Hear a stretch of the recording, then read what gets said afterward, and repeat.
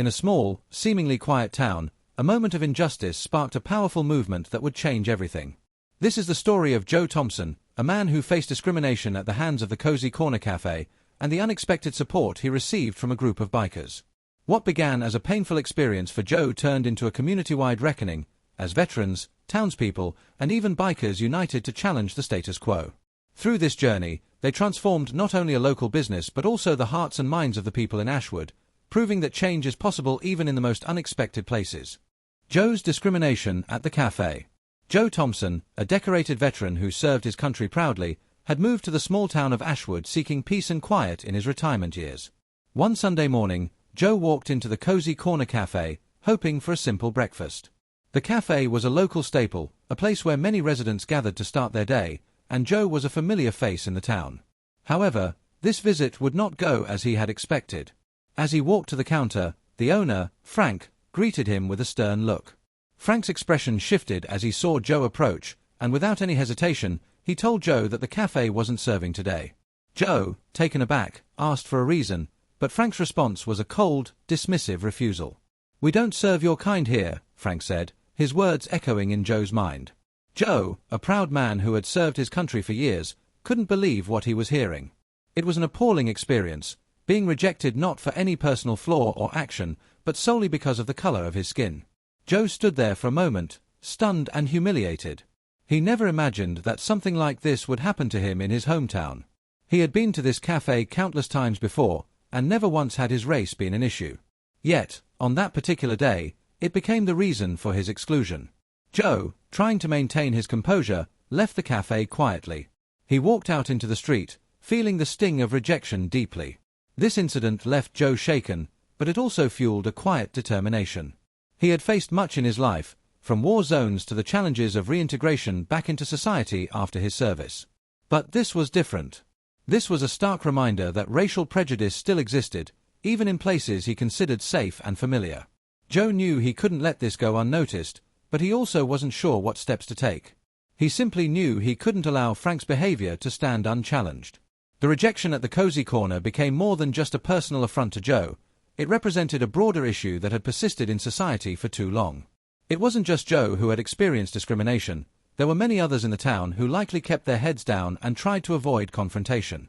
Joe felt the weight of those untold stories, and he understood that something needed to change, not just for him, but for everyone who had faced similar prejudice.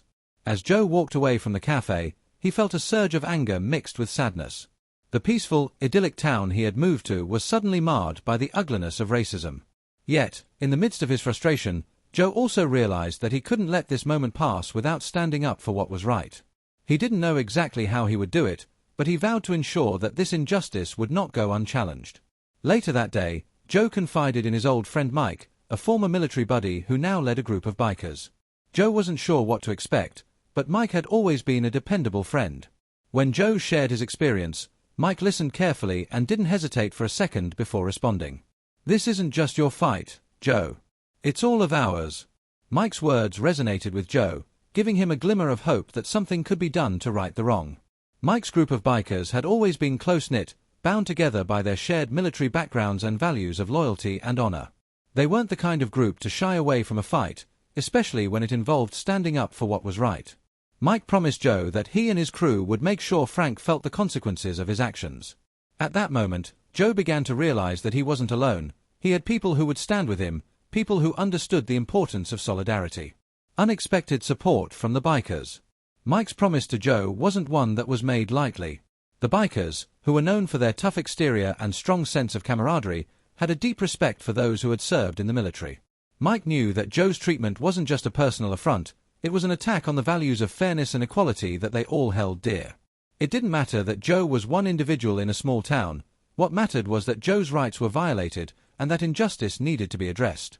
The following day, Mike rallied his group, a diverse group of veterans who had served in different branches of the military and who had now found themselves in Ashwood for various reasons. The group was used to standing side by side in difficult situations, and Mike knew that they could help bring attention to the injustice that Joe had experienced. They made plans to gather outside the Cozy Corner, not to create chaos, but to peacefully protest. As they approached the cafe that morning, the sight of over 50 bikers lining up outside was enough to stop everyone in their tracks. The roar of their engines reverberated through the street, a thunderous signal of their intent. The bikers weren't there to start a fight, they were there to make a statement, to show that racism would not be tolerated in their town. They wanted Joe to know that he wasn't alone and that they would stand with him until justice was served. The bikers' presence immediately shifted the energy of the town. Residents, who had grown used to the quiet and routine of small-town life, stopped to stare. Some took out their phones to take pictures, while others whispered among themselves, uncertain of what was happening. The bikers stood in silence, their leather jackets and military insignia a powerful reminder of the sacrifices they had made, both in war and in civilian life. To Joe, it was a humbling moment. The support he never expected had arrived in full force. At the forefront of this demonstration was Mike, who had always been a natural leader. He knew the importance of making a statement, but he also understood that their presence needed to be peaceful and respectful. Mike was determined that their protest would not devolve into violence or confrontation. Instead, they would stand in solidarity with Joe, showing the town that discrimination had no place in Ashwood. As the bikers stood outside, it was clear that their message was being heard. The small-town atmosphere had shifted from one of routine to one of tension. But, amid the growing crowd, there was a sense of hope, too, a belief that change was possible, even in a place like Ashwood. Joe, watching from the sidelines, felt a wave of gratitude wash over him. He had never imagined that such a group of people would come to his aid, but here they were, willing to risk their own reputations to make sure his dignity was respected. The solidarity that Mike and his bikers showed wasn't just about protest, it was about building a community that valued justice and equality. Joe began to feel something he hadn't felt in years: hope. Hope that the world could be a better place, hope that his town could change, and hope that the injustice he had faced might finally be addressed. The bikers had shown him that there were still allies in the world, even in the most unexpected places. The bikers stand. The bikers' presence outside the cozy corner wasn't just a display of muscle, it was a quiet but powerful statement. As they gathered, their collective energy reverberated through the town. Many of them wore jackets adorned with military insignia, symbols of their service, of battles fought, and of loyalty to one another. These men and women were veterans, and they understood better than anyone the importance of standing up for what was right, even when it was uncomfortable or unpopular. Their actions spoke louder than words. The group didn't shout or make threats, they simply stood together in silent protest, a human barrier in front of the cafe, preventing anyone from entering. Their very presence challenged Frank's actions and called attention to the deep-seated prejudice that had taken root in Ashwood. The bikers weren't just protesting a single act of discrimination, they were standing against all forms of racism and intolerance. As Joe watched from a distance, he felt a sense of pride swell in his chest. He had been a part of the military, and he knew the bond that could form between people who had shared similar experiences. Mike and his group weren't just protesting for him, they were protesting for the values they all believed in. They weren't afraid to stand up to injustice, even if it meant going up against someone as entrenched as Frank. The sight of the bikers, tough, tattooed, and battle-hardened, standing outside the cafe was a powerful contrast to the usual peaceful, routine atmosphere of Ashwood. The town, which had once been content with its quiet existence, now found itself facing a reckoning. The bikers' stand wasn't just about protesting Frank's behavior, it was about challenging the town to think about its own biases and prejudices. The message was clear: standing by in the face of injustice was no longer an option. While some town residents watched the protest with skepticism or disapproval, many more were quietly supportive. They saw the bikers as symbols of strength and unity, and they recognized that the demonstration was about more than just Joe's treatment. It was about ensuring that the town remained a place where everyone could feel safe and valued. The bikers were sending a message to everyone in Ashwood: racism would not be tolerated, and those who stood by in silence were complicit in allowing it to persist. As the hours went on, the presence of the bikers outside the cozy corner became a fixture in the town. More people began to take notice, some joining the protest, others simply watching from the sidewalks. Word spread, and soon, the protest had become a defining moment for Ashwood. Joe, who had initially felt isolated and humiliated, now felt the solidarity of the community around him. The bikers' stand had given him the courage to believe that change could be possible, even in a place as entrenched in its ways as Ashwood. Mike, seeing the growing support for their protest, remained calm and measured throughout the day. He knew that their peaceful approach was key to making sure their message was received. The bikers had not come to start a fight, they had come to make a statement. By standing outside the cafe, they were demonstrating that unity and strength could be achieved without resorting to violence. They were showing the town that the only way to achieve real change was through peace, understanding, and standing together. The support grows, Town's reaction. As the day wore on, the atmosphere in Ashwood began to shift. What had started as a small protest outside the cozy corner gradually gained momentum, drawing in more residents who were compelled to join the demonstration. Some came out of curiosity, others in solidarity with Joe, and still more because they wanted to show that they opposed racism. The bikers, initially the only group outside the cafe, were soon joined by local families, teenagers, and even some elderly residents who had lived in Ashwood for decades. The support was not just from those who knew Joe personally, it was from people who felt that a line had been crossed. The message was spreading, and Ashwood's usually calm, quiet streets were now alive with voices of dissent.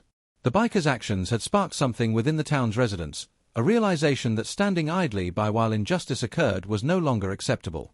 This moment was not just about Joe's rejection from the cafe. It had become a larger reflection of the community's stance on race relations and their willingness to confront the discomfort of addressing prejudice. Some residents, who had initially been unsure about the protest, found themselves questioning their own beliefs. They had never been overtly racist, but they hadn't actively challenged discriminatory behavior either. Seeing their neighbors take a stand, they realized that this was not a fight they could afford to ignore. As the protest continued, conversations began to shift in the town. People started to talk openly about racism, about its subtle and not so subtle forms, and about how to build a more inclusive community. At the same time, there were still a few who resented the bikers' presence. They viewed the protest as an unnecessary disruption of the town's peaceful way of life, arguing that Ashwood had never been a place known for racial issues. But for many others, the protest was a long overdue wake-up call.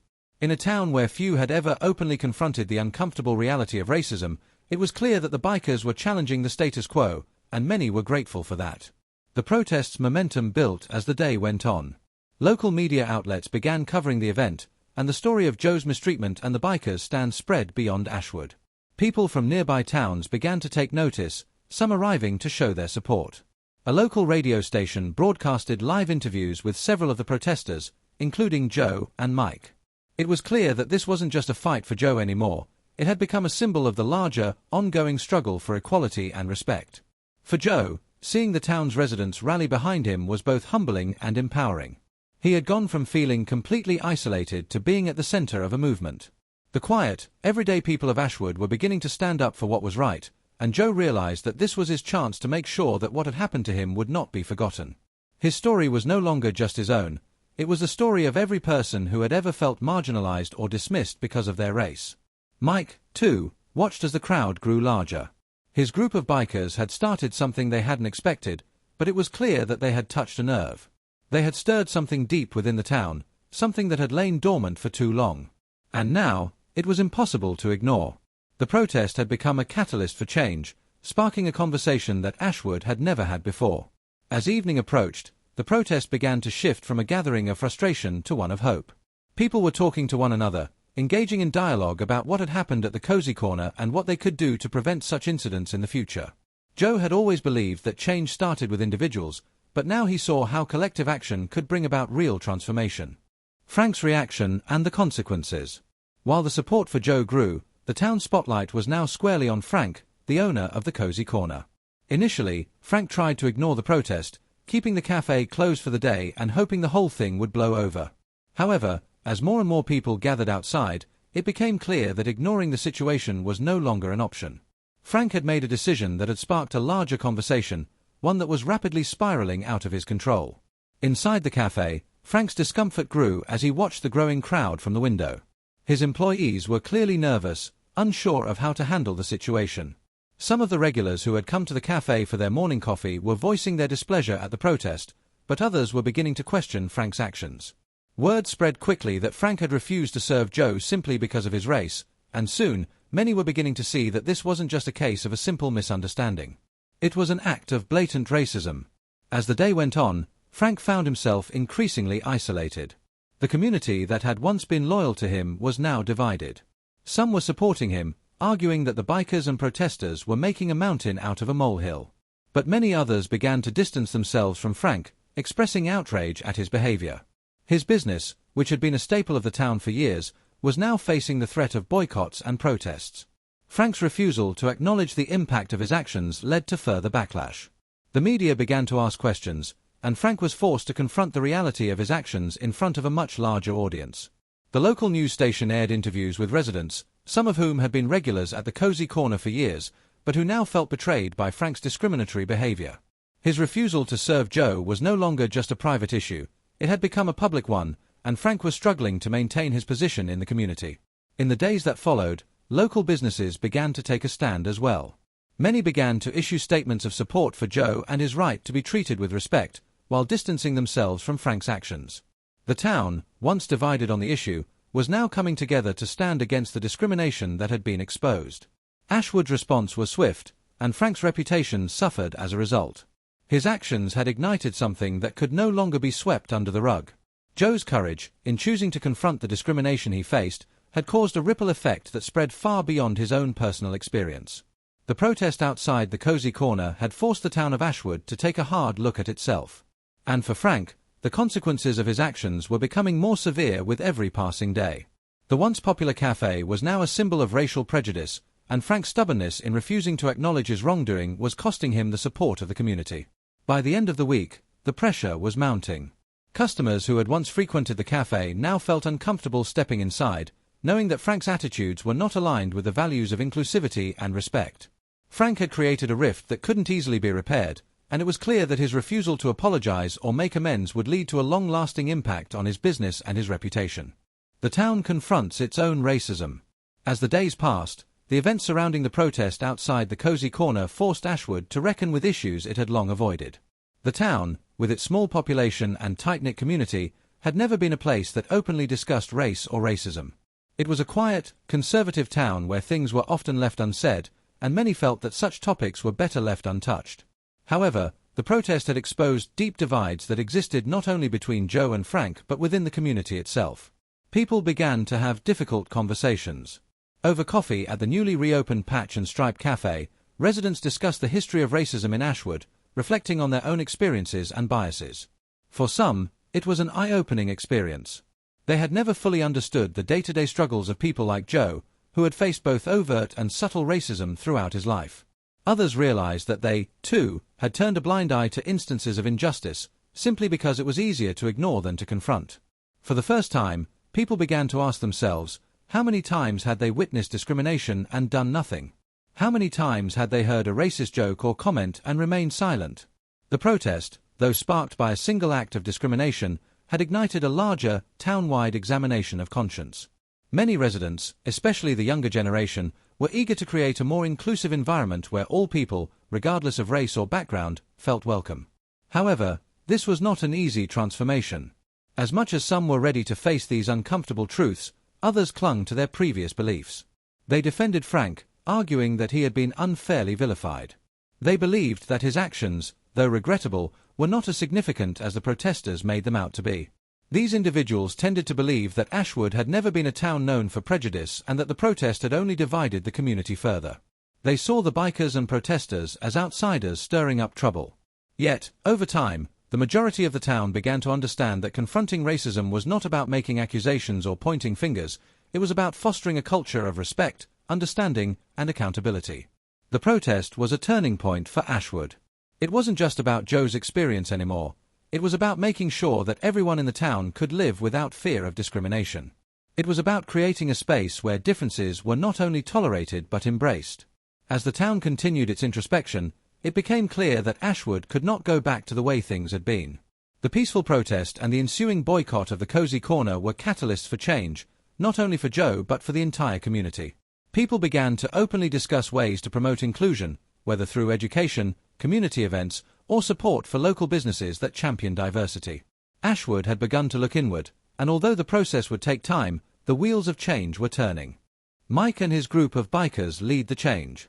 Amid the shifting dynamics in Ashwood, Mike and his group of bikers continued to play a pivotal role in the town's transformation. Initially seen as outsiders and instigators, they had become symbols of solidarity and defenders of justice. Their involvement had shifted the focus from an isolated incident of discrimination to a larger conversation about racism and community responsibility.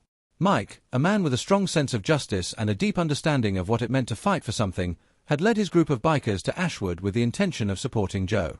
But as the protest grew, Mike realized that their impact was far greater than they had imagined. Mike's group of bikers was made up of veterans who had served in various wars and conflicts, and they understood the value of standing up for what was right. Their presence in Ashwood was not just about making a statement, it was about showing that there were still people willing to fight for the dignity of others. Many of the bikers had faced their own battles, both on the battlefield and at home, and they knew what it meant to stand united. As veterans, they had a unique perspective on solidarity and camaraderie, and they brought that same sense of brotherhood to Ashwood. As the protest continued and the town began to change, Mike became more than just a leader of his group. He became a voice of reason, urging the town to stay focused on the goal, creating a place where everyone, regardless of race, was treated equally. He worked tirelessly behind the scenes to coordinate efforts with local organizations, community leaders, and residents who were eager to support the cause. His group of bikers was instrumental in organizing rallies, protests, and educational forums that aimed to foster a deeper understanding of racism and its impact. Mike's commitment to Ashwood was not just about ensuring Joe received justice, it was about making sure the community as a whole embraced change. He was determined to help Ashwood grow into a place where the ugliness of racism could no longer thrive. Mike's belief in second chances, rooted in his military experience, was a guiding principle for him as he navigated the challenges of transforming the town's outlook on race. As the weeks passed, Mike's group continued to play a vital role in helping Ashwood heal. They partnered with local schools, offering workshops and seminars on diversity and inclusion. They worked with business owners to ensure that their establishments were welcoming to people from all backgrounds. Mike and his bikers became trusted allies in the fight for justice, and their involvement in Ashwood transformation was an inspiration to many. Frank's decision to sell the cafe. In the weeks following the protest, the once popular Cozy Corner Cafe faced severe financial struggles. With the ongoing boycott and negative press surrounding Frank's discriminatory actions, his business began to crumble. Regular customers stopped coming, and the cafe that had once been a hub of activity now stood empty and forlorn. Frank's business, built over years of hard work, was on the verge of collapse. The pressure on Frank was immense. He had always prided himself on running a successful business, but now he found himself trapped by his own actions. His refusal to acknowledge the wrongdoing he had committed only deepened the divide between him and the community. As his business continued to decline, Frank faced an inevitable decision: either apologize and make amends, or continue down the path of isolation and regret. Mike and his group of bikers, seeing an opportunity for real change, approached Frank with an offer he couldn't ignore. They proposed buying the Cozy Corner and turning it into a more inclusive establishment. It was an offer that came with strings attached. Frank would need to accept the changes and embrace the idea of welcoming everyone, regardless of race, into his business. Frank, having lost everything he had worked for, was forced to confront the reality of his actions. The once proud owner of the Cozy Corner was now a man desperate to salvage his reputation and his livelihood. After a long silence, Frank finally agreed to sell the cafe. His decision to sell was not just a business transaction, it was a symbolic act of accepting the consequences of his racism and choosing to give the community a chance to heal. For Joe, this moment marked a turning point. The man who had rejected him just weeks earlier was now making way for change. Joe watched as Mike and his team took over the space, transforming it from a symbol of exclusion into one of acceptance. This was more than just about Frank losing his business, it was about the larger lesson that racism and discrimination would no longer be tolerated in Ashwood. The sale of the cafe represented a shift, a new chapter in the town's history. The rise of new leadership in Ashwood. As Ashwood continued to evolve in the wake of the protest and the sale of the Cozy Corner, a new wave of leadership began to emerge. The events that had unfolded over the past few weeks had not only ignited a town-wide conversation about racism, but they had also inspired many residents to step up and take on new roles in the community. Ashwood, once known for its quiet, conservative nature, was now becoming a place of growth and change, and the people leading that transformation were those who had never before thought of themselves as leaders. The local high school became a focal point for the new leadership. Young people, many of whom had grown up in Ashwood, were now taking on leadership roles in community organizations and advocacy groups. They saw the protest as a moment of awakening, one that had opened their eyes to the power of collective action and the importance of standing up for what was right. They were determined to make sure that Ashwood would never return to the way it had been before the protest. Their voices, once quiet, were now loud and clear. In addition to the younger generation, local business owners and community leaders began to step forward. Many of these individuals had remained silent during the events surrounding the Cozy Corner, but they realized that they could no longer afford to stay on the sidelines. They saw an opportunity to make a real difference in their town. By aligning themselves with the cause of equality, they could not only help Ashwood heal but also attract new residents and businesses who shared their values. A group of local teachers, recognizing the importance of education in shaping the future of Ashwood, formed an initiative to introduce anti-racism and inclusivity lessons in the schools. They wanted to ensure that the next generation of Ashwood residents would grow up with a better understanding of race and equality, something that had been missing for too long. These teachers, along with local activists, organized forums and workshops that aimed to teach the town's children about the importance of standing up against discrimination. The local government, too, began to take notice. In the past, Ashwood's council meetings had been routine and uneventful, but now, with the increased awareness of racial issues, town leaders felt compelled to address the need for policy changes. They began discussing ways to make Ashwood a more inclusive place for everyone. Whether it was through new zoning laws, support for minority-owned businesses, or public education campaigns, the town leaders were committed to ensuring that the lessons learned during the protest would not be forgotten. The rise of new leadership was not without its challenges. Ashwood, like any town, had its fair share of people who resisted change. These individuals felt threatened by the changes sweeping through their community and fought against the growing emphasis on inclusivity and diversity. They felt that their way of life was being eroded and that their voices were being silenced. But for every person who resisted, there were many more who embraced the changes and worked tirelessly to ensure that Ashwood became a town that celebrated differences rather than feared them. Despite the resistance, the new leadership in Ashwood proved to be resilient. They continued to push for change, organizing town hall meetings, conducting outreach programs, and working with local businesses and schools to promote inclusion. Slowly but surely, their efforts began to pay off. More and more residents joined the movement, and the town's atmosphere shifted from one of suspicion and division to one of hope and unity. Ashwood was beginning to realize that its future was in its own hands. Ashwood's future, a more inclusive and unified town. Looking to the future, Ashwood had changed in ways no one could have predicted. The town, once entrenched in its old ways, had now become a beacon of progress and inclusion. The protest outside the cozy corner had sparked a transformation that went beyond just one incident. It had ignited a movement that brought the community together and challenged its long-held beliefs about race and equality. The town was no longer a place where people felt they had to stay quiet or turn a blind eye to injustice. Instead, Ashwood was becoming a model for how small communities could address and confront issues of racism and inequality. While there was still much work to be done, the town had come a long way in a short period of time. One of the key factors in Ashwood's future success was the continued commitment to education. Schools in the town had begun incorporating lessons about racism, diversity, and inclusion into their curricula. Teachers and students worked together to create a more open and welcoming environment. Children who once might have grown up without understanding the struggles of others were now being taught to be compassionate, empathetic, and inclusive. These lessons would have a long-lasting impact, shaping the way the next generation of Ashwood residents viewed the world. Local businesses also played a critical role in Ashwood's transformation. They began to embrace diversity, not just as a trend, but as a core value. By supporting minority-owned businesses, offering inclusive services, and hiring a more diverse workforce, Ashwood's businesses showed that they were committed to building a town where everyone felt welcome. New businesses, eager to align with these values, began to flock to Ashwood, creating jobs and fostering economic growth in the process. Ashwood's leaders, both young and old, understood that change was a continuous process. They knew that the work of making Ashwood a truly inclusive and unified community would never be finished. But they also knew that by staying committed to their values and pushing for continued progress, they could ensure that Ashwood would remain a place where people of all backgrounds felt like they belonged. The town had come a long way from the days when racism and discrimination were accepted in silence. Ashwood's future was bright, and its people were determined to make sure it stayed that way. The protest outside the cozy corner had started something much larger than anyone had anticipated, and it had shown the town that change was possible, even in the most unlikely places. Looking ahead, Ashwood was a town poised for greatness. It had faced its demons, confronted its past, and emerged stronger. The future was filled with promise, and the people of Ashwood knew that as long as they remained united and committed to their values of equality and inclusion, the town would continue to thrive. The events surrounding the protest had taught them all a powerful lesson, that it only takes one moment to spark a revolution, and that moment had arrived in Ashwood.